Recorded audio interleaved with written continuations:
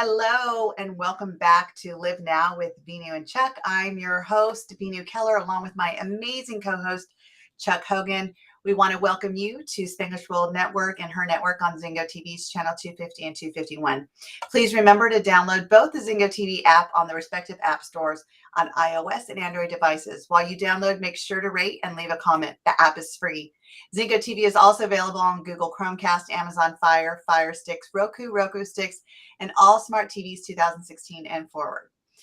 So tonight is the night that I got to pick our topic because this this topic that we're going to talk about tonight, it really, when I heard this quote a while ago, and to be honest, I don't know if my coach told me or if I said it when I was coaching, but it really says that don't base your fulfillment on other people's expectations. Yes. And when I heard that 2 weeks ago, I said, wow, I think that this is where most of us come up with that judgment, right? It's, what is our definition of success? What is your definition of being fulfilled, which you and I've talked about before on the show, about being fulfilled, feeling enough is when you're fulfilled, and why we always feel we're not enough. Because to be fulfilled means that we're fulfilling everybody else's expectations of them that they want in us. And then once we do, then and only then are we really fulfilled, which really has not worked out very well for me. I don't know about you. Well, it's kind of like raindrops, right? Rain doesn't accumulate just in one spot or where you want it to. It kind of goes everywhere. We can say the same about expectations and happiness. We can also say the same about guilt and not feeling fulfilled, is that it's not a mutually exclusive proposition. The concept that someone else's opinion matters more than ours, and that's what we're going to base our entire existence off of, my dear friend, the answer is wrong answer. There's this kind of fundamental, I'll say, and I don't want to call it a flaw, I'll just say it's a scenario, it's an engagement that we're associated to as children. And part of it is that it's even how we learn how to play games. Because most of the time when you're little and you're learning about games, there's no judgment. It's just that you're having fun and you're engaging in the game. Somewhere along the line, there comes this person who's called a referee. And it can be a parent, it can be a loved one, it could be an affiliate, associate, a friend, even just an acquaintance, but it's someone, and they are given an authority to have a whistle and this striped uniform in some instances. And their position and privilege is to judge whether or not you've committed a foul, whether or not you are following the rules of the game. And now all of a sudden, we're functioning out of fear more than we are out of prosperity and opportunity. Right. Because we just don't want to make the person blow the whistle. We don't want to be that person. And it's like, oh, so someone else's expectation is that you're going to be a rule follower. Well, let's tell Elon Musk that and see how he feels about that. Or, Warren Buffett or some of these other people who have, from a counterpoint in life, have been mismatchers in some ways. They're rule followers, but they're also rule creators. And so what's the difference? To your point, is your happiness and prosperity predicated on someone else's opinion of you, their expectation of you, what they think you should have been or are or aren't? Well, I think that our brains are formed this way because when we're born, we're a little creature that knows how to cry. That's it. That's every sign of communication is through crying, right? If I'm hungry, I cry. If I want you to pick me up, I cry. If I want you to change me, I cry. If I'm uncomfortable, I cry. If I have a headache, I cry. And this big person that we know is our parents, because we're so tiny at that time. These people are giant, like this big giant's coming to pick me up. And all of a sudden we learn that if we cry, they come. And then they try all these different things to make sure we get satisfied. And We also learn as we get older through toddler stage that when we do something that they like, they cheer us on. Yes. And when we do something they don't like, they scold us or they with what we think they withhold their love from us, and it was so funny because my daughter was saying something. She got, we were at Myrtle Beach and we were cleaning up, and I'm like, oh gosh, we have 3 ice creams in here, we got to get rid of them. And of course all the kids are like, I want one. And our daughter saying, she says, I just love you guys. And I'm like, you love us now because you get the ice cream in the morning? She says, well, even when I'm mad at you, I want you to know something. I still love you. Hmm. And I thought to myself, what a beautiful thing that she is saying in this moment, because she obviously knows that's true with us too. Is Yes. that through her upbringing, when we're angry or we're disciplining or there's a hard no when she doesn't want it, she still knows that we love her because she's able to communicate this. But I'm just saying, we're raised that way, right? That we have to impress that person to get the applause, to get the congratulations. And as we grow up, we do the same thing in schools. How do you get the star by your name? How do you get the honor roll? How do you get noticed by your coach on the team? It's the pain and pleasure principle that we talked about last week. It's this fundamental ideology that when there's praise, that you love me, and now I get love and connection. The number one thing that all human beings are looking for is connection. Right. Now, if we want to compound that and say, oh, okay, well, connection's enough. For many people, it is. If they feel connected, then they actually feel it's like, why do people go to nightclubs? Why do people socialize? Why do they go to, communal events? I say, if it's a self-help seminar, if it's church, it's people communing together for connection. Because people will rather get connection than love. Because if they don't know true love or they don't know the feeling of true love, which is absolute connection, right? Mhm. Unconditional love is absolute connection. They will sacrifice that just to have that connection. And I know that all too well, my friend, from years ago. Well, and so part of it is that and this goes to exactly the topic today. What is the expectation in each one of these environments? Because when we actually go to these spaces, we are actually signing on for whatever version of expectation it is. The expectation in church is very different than the expectation at a nightclub. The expectation is it very different at a nightclub than it is in your college course, or than it is within the scope of your family and your friends. So, how does this become so important? Well, the leverage is that we develop our own reality. And in the anticipation of failure, we will actually exercise and push to become almost the absurd at sometimes, Venu. It's like, oh my gosh, like really, that's what's running through your head. All this amazing stuff's happening, and that's where you're putting your attention. Wow, wow! I saw that going a very different way, and it's like, huh? So is it right or wrong? You know, it's funny that you asked that. Is it right or wrong? We have a really good friend in common, Connie. What's her last name now? Osterholt. Osterholt. Yes, Connie Osterholt. And she gave me one of the greatest lessons of my life back in, I believe it was 2017, maybe 2017, 2016. No, no, no, actually 2019. Sorry, 2019. Not as long as I thought it was, but it was a great lesson. She said to me that I had a conflict with another colleague. Mhm. And she says, well, what makes his perception wrong? And I'm like, because I know what he said is wrong about me because I'm the one who did the action. She's like, okay, I'm not saying that he's not wrong, but I'm also not saying you're wrong. And I'm like, huh?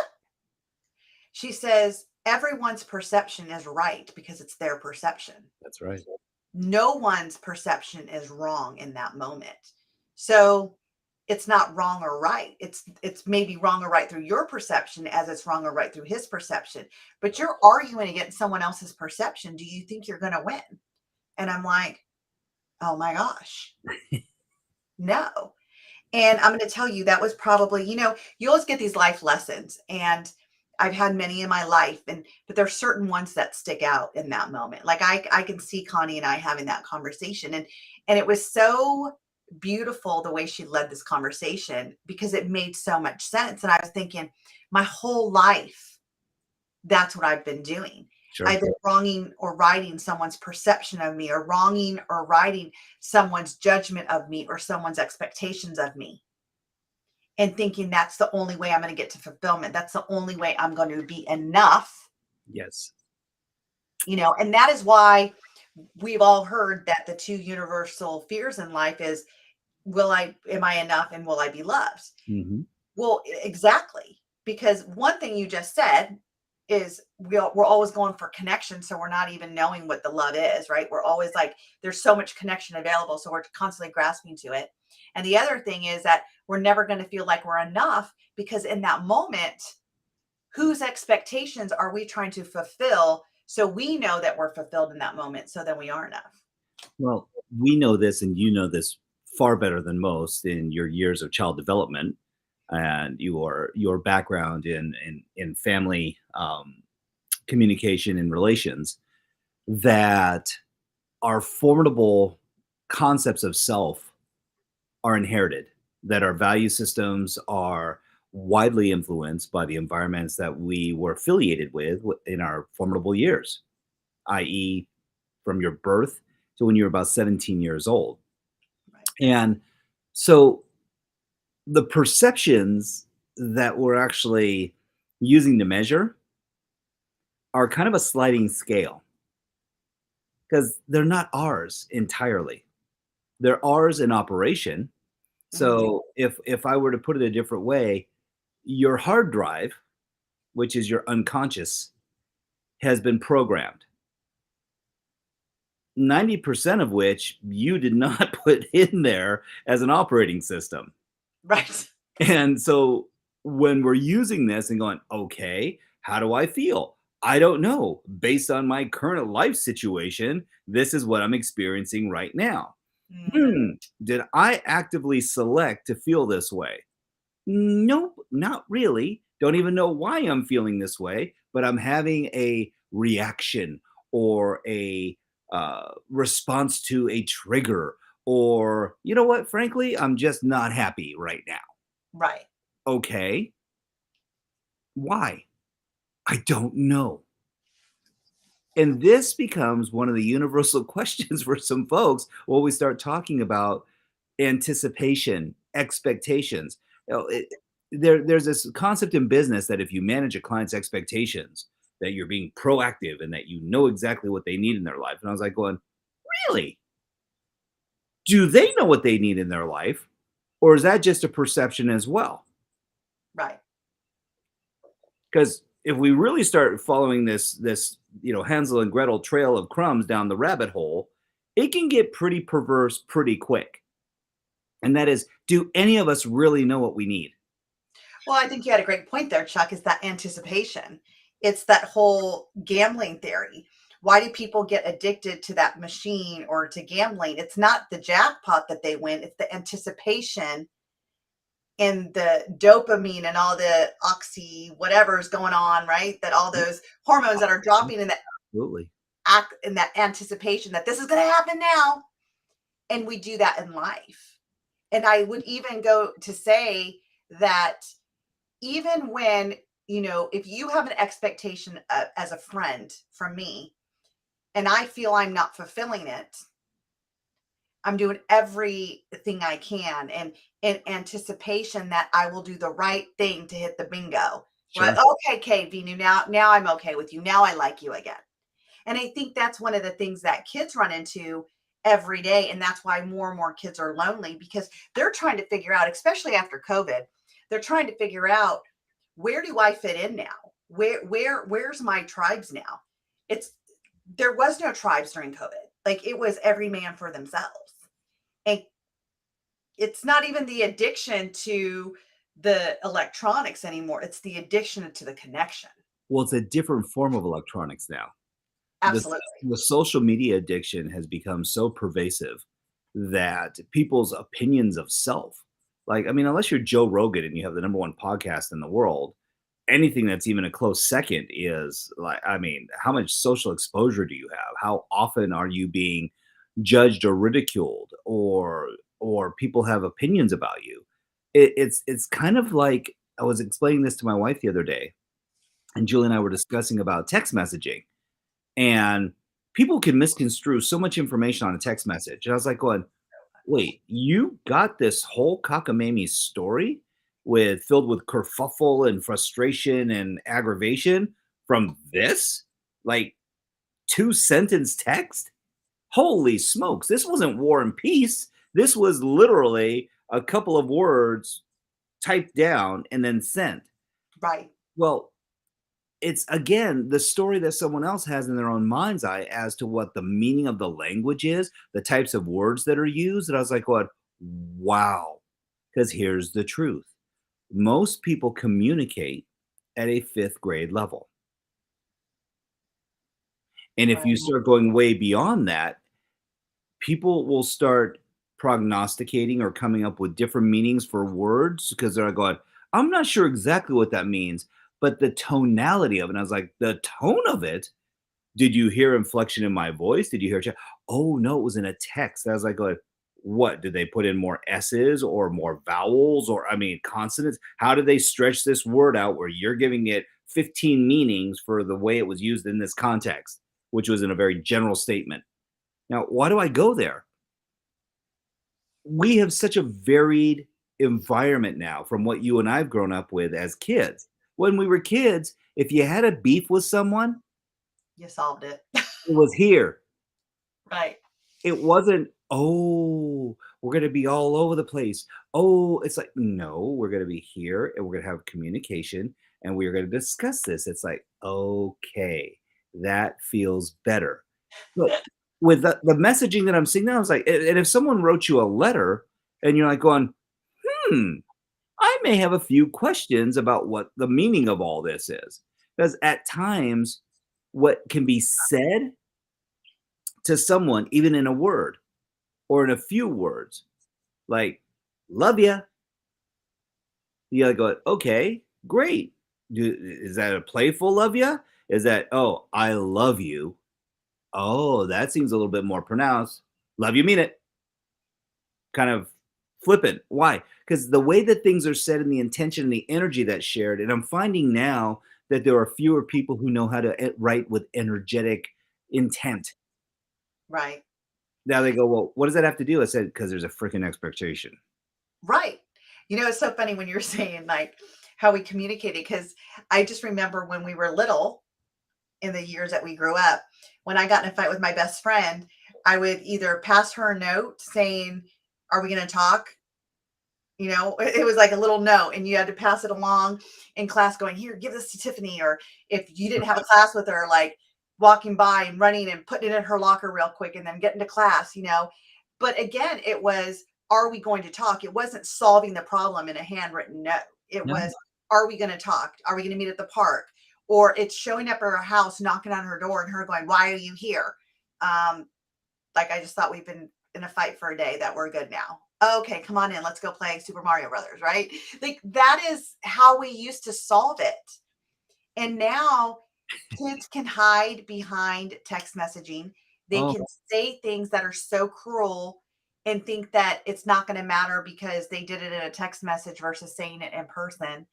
And I think that now, and the more that we do it too as parents and mm, adults, we are role modeling that to our kids, that I'll just send them a text. Like, so when parents are arguing with their kids and they're in a text message arguing them, and I'm gonna say, I have adult kids, and I can't, confirm nor deny if I had some of those text messages back and forth with my adult sons at times. sure. But finally I get to the point where you need to call me. Oh, It just gets down to that. Like, it goes back and forth, and all of a sudden it's like, you need to call me. because all of a sudden I remember I was like, you know what? If I want them to respect me, I have to model that. So you need to call me now. We need to resolve this because the tension that I feel in that moment with my children does not feel good. And you being one of my best friends, you know that because I'll call you and be like, oh gosh, here we go now. Right, and there's a disconnect, right? And it's like, going, "Wait, we're communicating for connection. Then why are we purposely disconnecting?" Like, I love my children to the depth of my soul. Don't freaking text me from upstairs. Like, I'm, like, going, yell over the banister, walk downstairs. I'm like, "It's 25 steps." Really, people, like, this is what we've resolved to now? "Hey, hanging out." I was like, "Wait, are you kidding me? You're kidding me. I love this." What someone's writing, I like using it. It's too much to text. Call Yes, me. I love that. Yeah, too It much to is. text. Call me. It is. And part of it too is this. It's one of those scenarios where and Vinu, you and I'll say this. I've used this so many times. It's like it's not what you said, it's how you said it. Yes, tone. That's our new word in our house. Tone, Yep. tone, tone. Because we are all, my husband, I, and the twins, all four of us, are practicing our tonality. Mm. And us adults, Yep. where if the kids feel that there is a tone that is taken out of context, Yes. and here's the rule though. We're going back to rules now. I'm the referee, by the way. The rule is that it has to be playful. Yes. Because here's the truth is that I have found over the last 2 years, what has shifted in my life is when I got playful. Mhm. You could turn anything, any conflict when you get playful. When kids are bored with their homework and they're not doing it and they're not turning in, how do you make it playful? How can you make it fun? Bring the fun back into it. But Yes. here's the deal. It goes back to this topic. Whose expectation are we trying to fulfill in that moment? Once again, for us to be enough. It's a circular conversation. In fact, I'll even say it's a figure eight. Oh, Um, because fun can come across as cynical at times. mm, And people go, "Well, what's the difference?" I said, "Motive and intention." mhm. So part of, I'll say, expectation can be predicated back to values. And it's like, "Oh, well, give me an example." Okay, gratitude, the value of gratitude. Mm, When living in gratitude, I have found it personally difficult to be cynical. In fact, I have found that it is much easier to be present in appreciation and gratitude. right. So, why does figure eight conversations happen? I say, well, because life conditions happen. Right. And so when we're not getting what we need, we shift to gratitude. And I was like, oh, it changes the conversation. And people go, but then what shifts? I say, comfort. So you get to a place of comfort, and then we kind of, I'll say, at least myself, lose the awareness around presence. Mm, Not that you're not in gratitude, but you've exercised gratitude, and now there becomes an expectation that things should go back to some sense of normalcy. And I go, oh, so we're in this looping of conditional behavior to mhm. come back to feeling good. Right. Because as soon as I meet your expectation, then we're good until we're not again. And then we go into that. And see, these are the recipes, though. These are the recipes that keep us in that figure eight conversation and never get us out until one person recognizes it and says, you know what? What's my own expectation? How do I want to create my own standard and meet that standard? And here's what I need you to do to support me in meeting my standard. Beautiful. But here's the problem. And, I'm lucky that you're coming on my show this Thursday because we're going to really look at this in the parenting and child, more so in that realm. But just to give a little teaser, it's this is why a lot of kids fear their parents, Sure. because their parents have this expectation of them. Mm. You will be the captain of the cheerleader. You will be the star quarterback of the football team. You will be in charge of your class. And the kids are like, but I don't want to be. I don't even want to cheerlead. What I Right. don't even like football. And yet these kids are so stressed out. They're not speaking to their parents because they feel if they don't meet that expectation, they themselves will not be fulfilled. And it's teaching them that your parents are here to guide you. That's Absolutely. it. They're not here to tell you what your expectations are and what fulfillment looks like for you. No, true. True. And Venu, I'm gonna beg your indulgence. My computer's saying low battery, so I'm gonna make sure that I'm actually charging. So I want you to continue on that for a moment Yeah. with this one thought. What makes it work and what makes it not work when you're in that particular frame of that expectation? And I'm gonna be back in 1 second, literally. So, going back with what he's saying is that what makes it work and what makes it not work. Number one, it's the communication.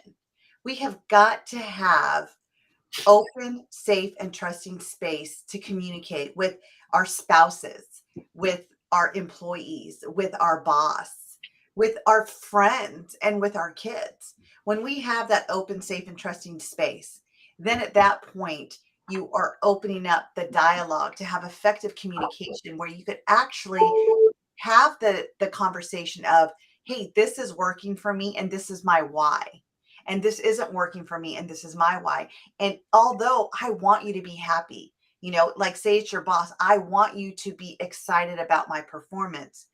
The avenue I want to take is this way, and this is why I feel it's going to work, and I'm still going to get you that outcome. It's just not going to look the way that you want me to. And when you're able to have that open, safe, and trusting space to communicate like that, everything shifts. Now, all of a sudden, you're working on your own expectations of yourself and learning how to fulfill yourself versus trying to fulfill yourself on someone else's expectations of you. That's brilliant. And what I loved the takeaway from that is what is the quality of questions that we're engaging in asking? Love it. When we're dealing with adults, there's this expectation, right? This anticipation, if you will, that they're going to be able to cultivate a very articulated and clear response.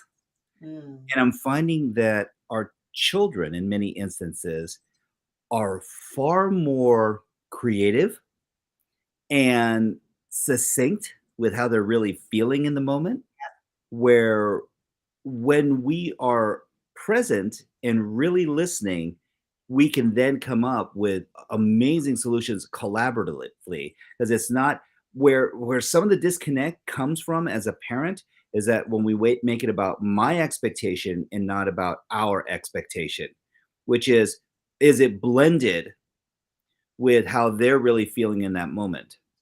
right. 'Cause there's so much analysis paralysis now that exists where the child actually knows more about certain merits of different things than even the adult does because of exposure. Right. And it's like, Absolutely. hmm, interesting. Well, I like what our listener said here is how can kids function outside of a continuous expectation if they are not given the opportunity to express what they want? So true, Eric, like spot on. That is so true. And how I want to know, like, I want to know what my kids' dreams are. Like, my son says, I'm going to play in the World Cup. If he thinks he is 10 years old, almost 11, if he is going to play in the World Cup, then by God, I'm going to do everything I can in my power as a parent to support him in doing that. But I'm also going to ask him, are you practicing? What are you doing to get to the World Cup? Because Mhm. I can't want it more than you do. My daughter wants to be on The Voice. And I'm going to tell you, Chuck, when she used to sing 3 years ago, I think my ears used to bleed. And so we got her voice lessons Sure. from someone who taught Sam Smith, and he's in England. And every week she's been doing it for 2, 3 years now. And her voice has become so beautiful. Mhm. because she practices and she practices all the time. And at first I was telling her, okay, here we go, right? My expectations. I'm paying for this. You need to put everything into it. I'm like, you're not practicing, you're not practicing, you're not practicing. And that beautiful smile of hers was getting worse and worse and frowning and sad. And I'm like, I don't know why you're sad. I'm paying for the thing. Why aren't you practicing? And here's what her coach said to me. Her voice coach says, will you stop? She is a kid. She shows up. Yep. I teach her. And trust me, there's going to be a day where she doesn't ever stop singing. Chuck, we have reached that day, my friend. We have reached that day. Even during show times, I'm like, you got to go downstairs. You cannot take a shower because that's her time. And I said, and I have my show. But again, he had to set me straight. And this is where it sneaks in on us parents, right? Mm. It's like, well, I'm investing in it. You're not doing what I want you to do. You're not doing it the right way. The expectation, I as your mom. So now she doesn't feel fulfilled because she's not doing it my way as the mom. Perspective is a brilliant filter, Yeah. and it provides humility, understanding, connection, collaboration. Um, it's interesting, out of the mouth of babes, or I'll say children's movies, what we can learn. And there is a beautiful movie called Ratatouille, and it's like anyone can cook, you know. Uh, I love the perspective, and there is a food critic named Ego in this movie, and he said, "Tell your chef to bring his best, and I will bring the perspective." Mm-hmm. And it was a very interesting paradigm shift to watch, because he ends up having a flashback based on a peasant dish called ratatouille, which is the name of the movie, that turns the tide. And why? Because something that was such a simple dish was prepared with such care and love that it brought back childhood memories for this critic. And I go, at times, maybe the question that we get to ask our children or the others is, in truth, how does this make you feel? How Mm-hmm. are you feeling right now? What does it mean right now? Are you happy? Are you enjoying yourself? Are you enjoying the journey? Are you enjoying your progress? I was reminded of this when Keely's 16 now. So when she was just turning 14, and we were trying out for all these club soccer teams, and she had been invited to 6 different clubs to start playing. Wow. We were like really excited. Just bought 3 different pairs of cleats for different turf and tall grass and short grass and hard surface and indoor. I'm like, holy smokes, this is like, wow. I A had, D store? yeah, I was like, I had 1 pair of cleats growing up. I mean, like seriously, 1 pair a season, that was it. Not hey, which kind of, field are you playing on? And long story short, she says, Dad, I think I'm done playing soccer. What? I'm like, who are you? Like, who just took my little girl, my studly daughter, who is a center fullback and just dang, and she's like, I'm not having fun anymore. Mm. And I'm like, when did this happen? And this is what got my attention. She goes, about 6 months ago. And I'm like, but we've been trying all these teams, and you've been like Getting all these different cleats. Like, mentoring which one you want to go to, and mommy's been buying you new sports bras because things are changing, and daddy's confused. Daddy's really confused. Like, right. you're like done, and she goes, "Yep, done." I'm like, Okay. What would you like to engage in instead?" She goes, "Color guard." I'm like, Oh, is that the one with the wooden rifles and the flags and sabers and cute outfits and dancing? And she goes, "Exactly." And I was like, "What does that have to do with kicking a soccer ball?" She goes, "Nothing." mm, And it makes me happy. mm. And so a little part of me died that day, and Yeah. another part of me awoke that day. And it was like going, perspective. Yeah. Because we think our kids are enjoying something, and all of a sudden it was like, Ruh-roh. I saw that going a whole different way. And I pared it down to one thing. I had my expectations and thought, listen carefully to this, I was feeding hers. Right. Wow. And it was like, nope. Um, You're feeding and your own. I, as near as I can figure, I was not being fully appreciative and present. I Right. was so caught up in the hype of the other dads, the moms, their team, how they were doing, her skill set. She's naturally gifted at it. She has two legs that are like cannons, can clear the ball from any distance, can take shots like from 50, 45, 50 yards out. And you're like, oh, this is insane that this kid has this talent. And she was miserable. I had a client that had the same issue, and it's funny because Eric said the same thing that's happened to him.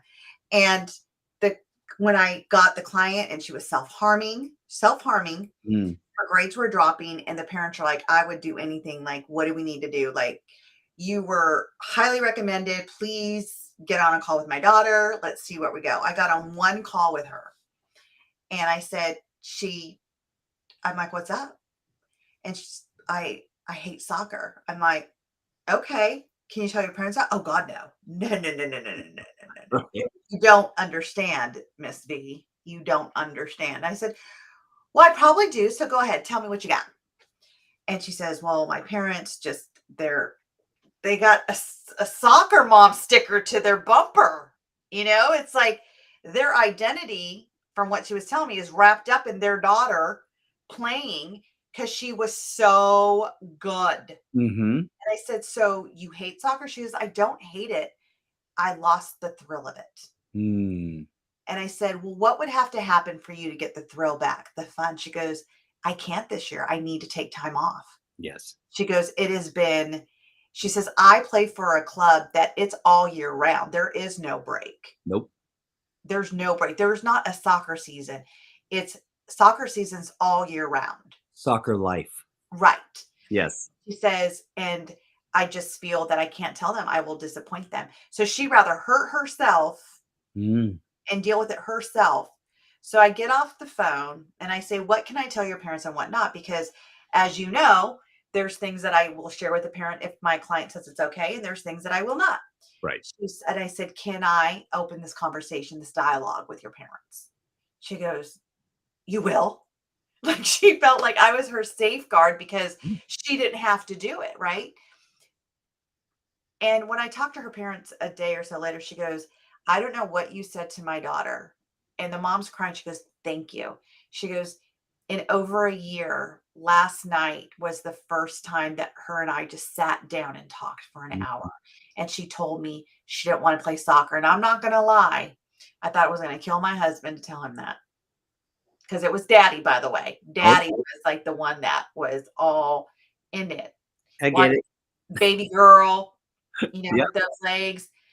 And it's like, she's like, you gave my daughter life again. But she says, you gave me the life with my daughter again. Do you know why it was that way for daddy? This is what is gonna be very interesting. It was a common connection point that Mm, allowed them to express appreciation and gratitude to each other wow. in a way that it was a familiar language.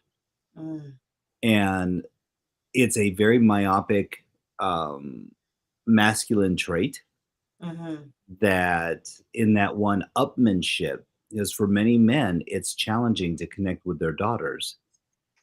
There's so much downmanship that occurs within feminine circles that it's one of the few ways that men find that they can actually connect at that level.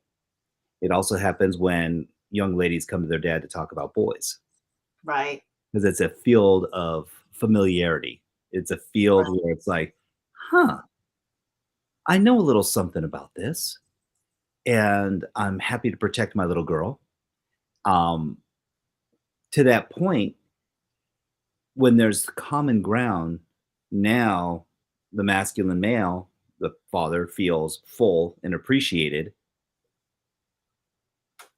and he's contributing. He's being a provider. He's being a nurturer. He is providing sensory acuity and security for his Right. beloved little girl. So when someone goes, I don't want to play this anymore, although it's not a direct affront to him, it's a, oh, wait, that was something that we shared. And you're not just allowed to take that away and flush it. Right, because it's now personal. Now our bond severed. Now what are we gonna have together, right? Now what are we gonna do? Like, Right. And who said the bond was severed? It's like there, right, perspective. and Perspective. So, it goes back again, and this happens with friendships, this happens with employees when you feel you're not fulfilling. And this is like the real thing that this comes down to is ask yourself, for all our listeners out there, ask yourself, am I fulfilled in all the areas of my life, my career, my finances, my home life, my relationship, my parenting, my spiritual growth, my health journey, your career path, whatever it is, look at all your areas. And if you're not fulfilled, ask yourself, are you not fulfilled because of someone else's expectations or your own expectations? Because you might just find out you might be fulfilled if you start following your own expectations. Because that's what happened to me.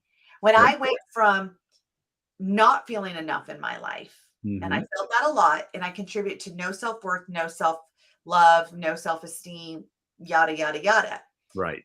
But all that came to because I was never going to have self-worth when I didn't think I was valued enough because I couldn't meet other people's expectations, you know? And then I felt like everything I said was taken wrong. And, one of my mentors said that what you say is not bad, it's your delivery that's not great. And I was like, oh, yeah, about that. More About that. precisely, right? It's not what you said, it's how you said it. It And is. And and it's this goes perception again, the perception of how it's received. and this goes for how we speak to ourselves as well. Yes. Because you brought up an amazing point, Vino, and this is so if you're listening tonight and you this is the only thing you take away from this. Your self-talk is your own expectation. And if you're not willing to love self and others around you are saying, you know how beautiful you are, you know how brilliant you are, you know how bold you are. I'm so proud of you. And your self-talk is that what's so special? Right. I'm not sure. Why do people keep saying this? Well, maybe, just maybe, it's because they see greatness in you. Maybe it's because you're extremely hard on yourself, and under the auspices of saying, I keep really high standards, you're judging all the time. I want to say something about that though, because I've lived in that. And I used to hide behind, well, I have high standards. Mhm. So what? The other people that are saying that have low standards? E exactly. Right? And do I really have high standards or are my standards the standards I think you have on me that I'm not meeting? And again, this is that figure 8, right? We could go down that rabbit hole real quick. What if we just said thank you? What if? And What what if what there's if a possibility that they're right? right? And Hmm, what if we decided if you needed more information, just ask them where specifically, how specifically? that's Because if you could see someone else's perspective about you or someone else's opportunity to see your greatness in you and you can't find it yet, start asking. Start saying, thank you so much for that compliment. How specifically, where specifically do you see that? yep. And allow them to share the knowledge they have about you within you so you too can start to see that. It's so important. I remember a dear friend, and she said this to me once, and she goes, "I wish you could see what I see in you." Yes. And it's like, "What the frick are you talking about?" Like, "Okay, what is it that you see specifically?" And they continued to elaborate, and it's like, "Wait, you see all that?"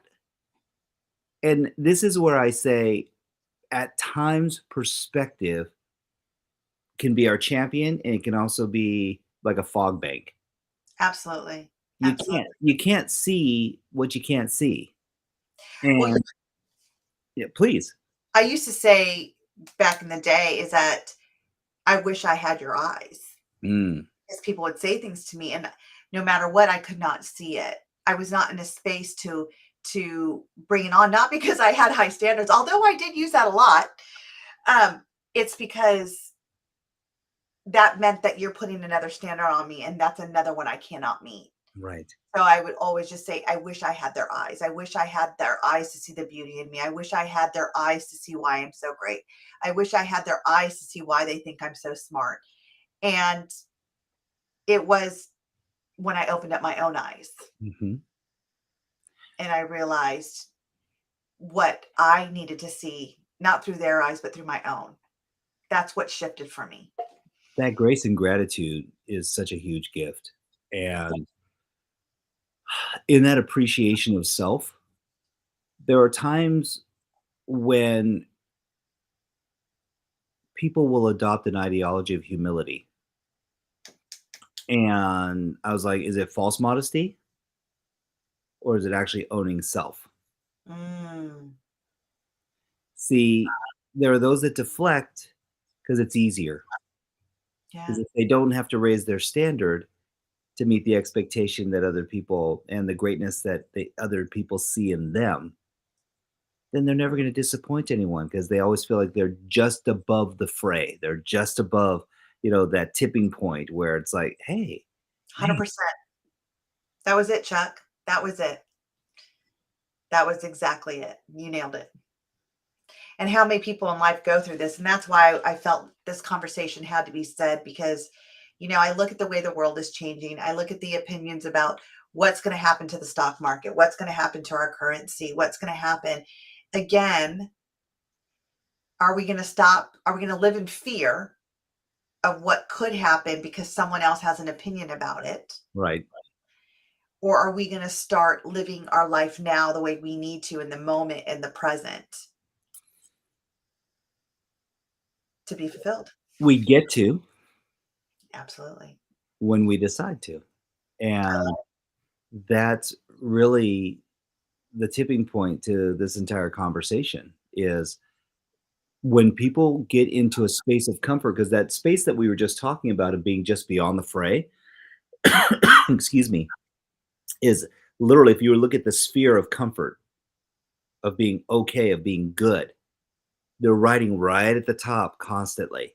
And so they go, ooh, but greatness, whew, that takes effort. That takes exceptional intention, focus, action.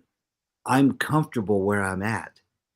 And yes, and they're at that precipice where like going, ooh, I can kind of see over the edge. So it's kind of like a little risky, but there's so much security in staying in that safe spot that they don't adopt a higher identity. And here's Right. the reason why, the pain and pleasure principle, because they don't need to. And this is where when we start to see people do more to avoid pain than they'll do to give themselves pleasure. Well, if they're constantly being rewarded and they're getting the attaboys or attagirls or, "You know how brilliant you are, you know how amazing you are, I wish you could see the gifts I see in you." It's like, "Okay, great." So there's this exposure, there's media. It's like, "Oh, you changed my life. Oh, I had a breakthrough because of you." And we know environments like this, so people's egos are fed on a continual basis. There's only one challenge, though. Is it really substantive? Is it really valuable?